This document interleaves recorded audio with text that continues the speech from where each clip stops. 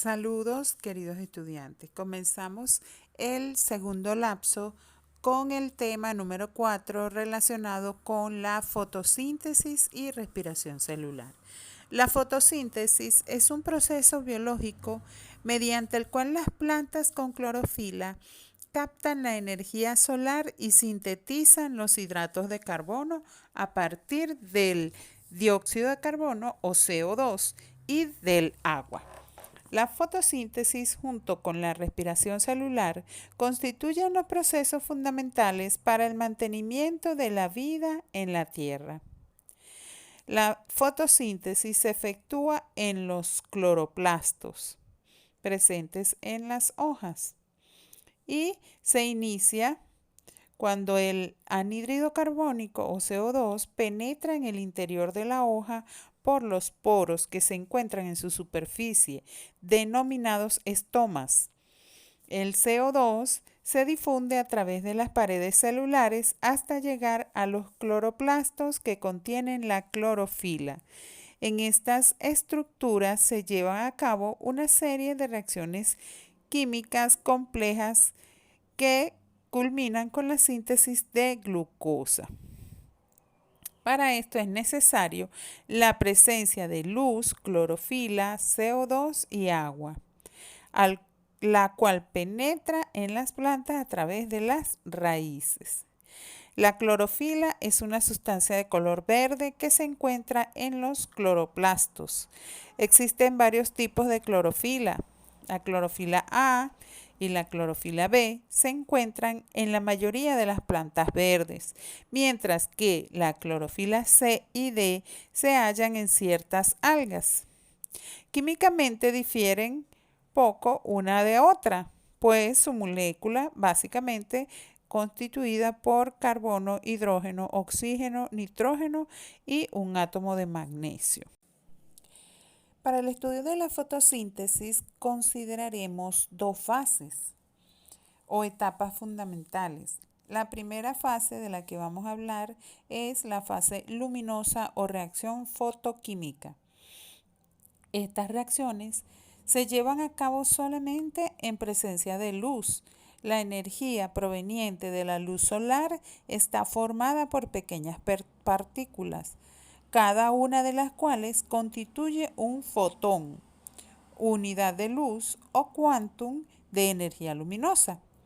Los fotones activan las moléculas de clorofila iniciándose el proceso con la primera reacción química, durante la cual se produce la fotólisis o ruptura de la molécula de agua, separando sus componentes hidrógeno y oxígeno.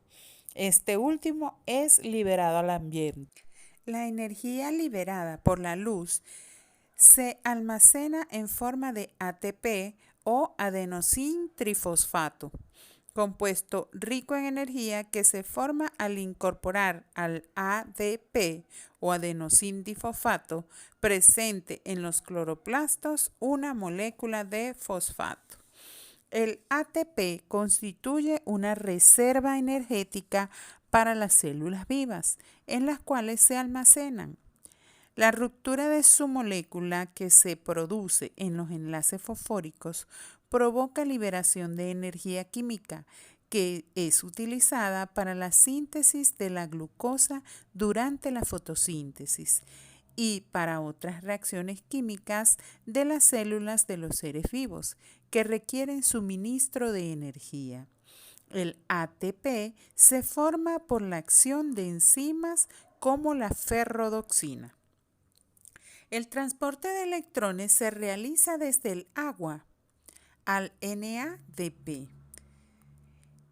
En este transporte se produce ATP.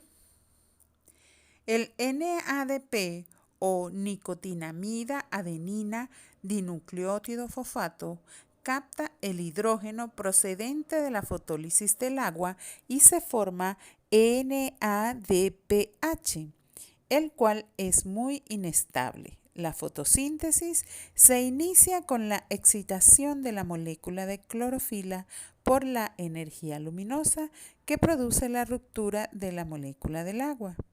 En esta primera reacción, que viene a constituir la llave de la fotosíntesis, se libera oxígeno. Este elemento reductor es captado por el NADP o aceptor de hidrógeno para formar el NADPH, después de una serie de reacciones intermedias en las que intervienen varias enzimas. La fórmula general de la fotosíntesis quedaría de la siguiente manera. 6 moléculas de CO2 más 12 de agua en presencia de luz y clorofila dan origen a carbohidrato, que está representado por la fórmula C6H12O6, que es la glucosa, más 6 moléculas de oxígeno más 6 de agua. Las moléculas de oxígeno son liberadas. Ahora, durante la fase de oscuridad o reacción termoquímica, la glucosa formada durante la fotosíntesis se transforma posteriormente en otros azúcares más complejos, tales como sacarosa y almidón, que constituyen los alimentos de reservas de los vegetales.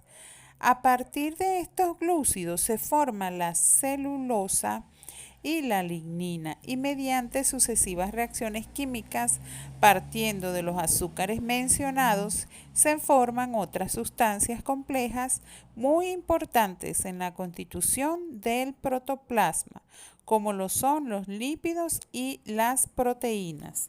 Las plantas con clorofila vienen a constituir fábricas de alimento que son la base para el mantenimiento de la vida.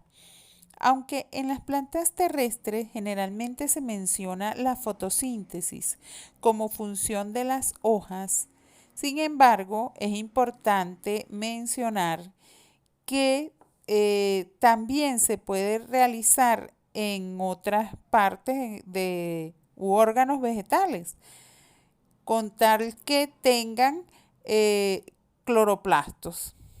Las células provistas de cloroplastos en cualquier órgano o parte vegetal da origen a la fotosíntesis. En el medio acuático, las algas tienen gran actividad fotosintetizadora y su papel es primordial para el mantenimiento de la vida en el mar.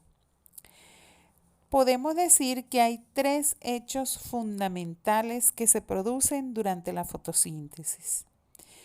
Primero, la transformación de la energía luminosa en energía química. Segundo, la liberación de oxígeno y absorción de CO2. Y tercero, la síntesis de compuestos orgánicos o alimentos a partir de productos inorgánicos. Entonces comenzamos ahora a hablar sobre la respiración celular. En la primera etapa de la respiración celular o glucólisis, la molécula de glucosa se desdobla y produce 2 moléculas de ácido pirúvico y libera energía. La respiración celular se lleva a cabo en una estructura de la célula llamada mitocondria. Durante este proceso se desdobla la molécula de glucosa y se separan los átomos de hidrógeno en protones y electrones de los átomos de carbono para combinarse con los átomos de oxígeno. La energía liberada durante este proceso se utiliza para convertir el ADP o adenosín difosfato en ATP o adenosín trifosfato. Entre las etapas de la respiración podemos decir que ocurre en 3 etapas: la glucólisis, el ciclo de Krebs y el transporte de electrones. La primera etapa o glucólisis consiste en una serie de reacciones químicas en el proceso de la respiración que conduce a la transformación de la glucosa en ácido pirúvico. Este proceso tiene por finalidad la obtención de la acetilcoenzima A. La segunda etapa o ciclo de Krebs comprende una serie de reacciones que partiendo del grupo acetílico se transforma en ácido cítrico y posteriormente en secuencia de reacciones que se origina agua. La tercera etapa o cadena transportadora de electrones comprende una serie de reacciones entre diferentes sustancias durante las cuales los electrones van perdiendo energía gradualmente, de modo que al llegar al último elemento de la cadena están en un nivel bajo de energía, semejante al que se poseía cuando se encontraban en la clorofila. El último elemento de la cadena es el oxígeno molecular, que al combinarse con el hidrógeno produce agua. Al final de las reacciones de la cadena transportadora de electrones se han producido los siguientes compuestos: agua, CO2 y 38 moléculas de ATP, que equivalen a 34 kilocalorías moléculas. Existe una relación estrecha entre la fotosíntesis y la respiración celular. Por medio de la fotosíntesis, los cloroplastos presentes en las células eucariotas captan la energía solar y la usan para convertir el agua y el dióxido de carbono en carbohidratos, tales como glucosa, almidón y otros. Además, durante el proceso, las plantas liberan oxígeno en la atmósfera, con lo que purifican el ambiente y facilitan la respiración de los seres vivos. Las mitocondrias, que en las células son las responsables de la respiración, desdoblan los carbohidratos y capturan la energía contenida en ellos y la almacenan en forma de ATP o adenosintrifosfato. Durante este proceso se consume oxígeno y como productos finales se producen dióxido de carbono y agua. De esta manera se complementa el ciclo iniciado con la fotosíntesis. Existe, por lo tanto, una complementación entre la fotosíntesis y la respiración, pues los productos finales de aquella son utilizados por esta.